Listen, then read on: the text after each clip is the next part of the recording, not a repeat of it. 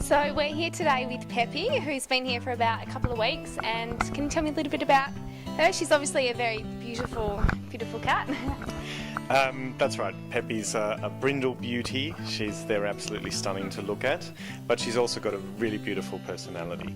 And I think that's probably to do with the fact that, unlike many of the other cats and kittens that we get at this time of the year, Peppy was always very well looked after and well loved. But her owner unfortunately had to go to a nursing home and reluctantly brought Peppy in so that she could find a new home with us. And so Peppy's quite good around other dogs and also cats, so you can go to a family that maybe already has a pet.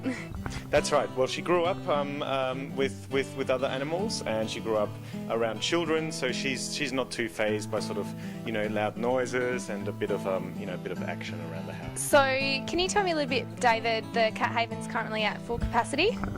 That's right. We've got about 130 cats and kittens here at the shelter, which means that we're full.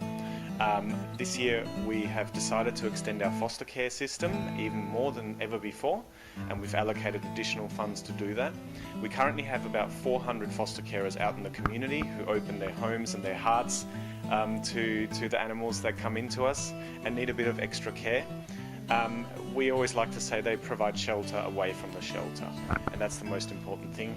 And this time we need at least 500 foster carers to sort of soften those intakes that we have here and save lives. Sure. So what sort of thing do the foster carers do? How much sort of time do they need to allocate, and who's sort of an ideal person to take up this role?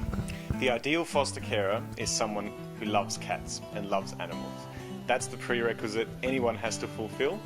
But on a broader scale, I guess we can work around you.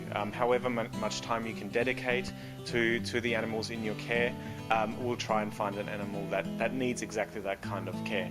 You can get foster kittens that need to be bottle fed. You can get ones that are a little older that just need a bit of peace and comfort. All you need to do is provide the TLC, and we provide everything else. So the food, kitty litter, vet care, everything is paid for. Sure. And of course there is absolutely nothing stopping anyone from adopting a foster cat if they find it a little bit too hard to bring it back. Yeah, I'm sure that happens quite often. It certainly does, and we make no apologies for that at all. And I don't think anyone out there who was a foster carer before ever regrets having taken that step. And so sort of in the lead up to Christmas is your busiest time? Christmas coincides with the peak of kitten season in Western Australia. That usually runs from about early September to the end of April. So you'll see a lot of newborn litters of kittens. And this year it was a bit slow at the start, and then all of a sudden at the start of November we saw a drastic increase in the intakes that we have here. Just to give you a figure, up until today we had 685 cats and kittens surrendered to us. That's an incredible number, and a lot of those are not ready to be adopted yet. That's why they've got to go out into foster care.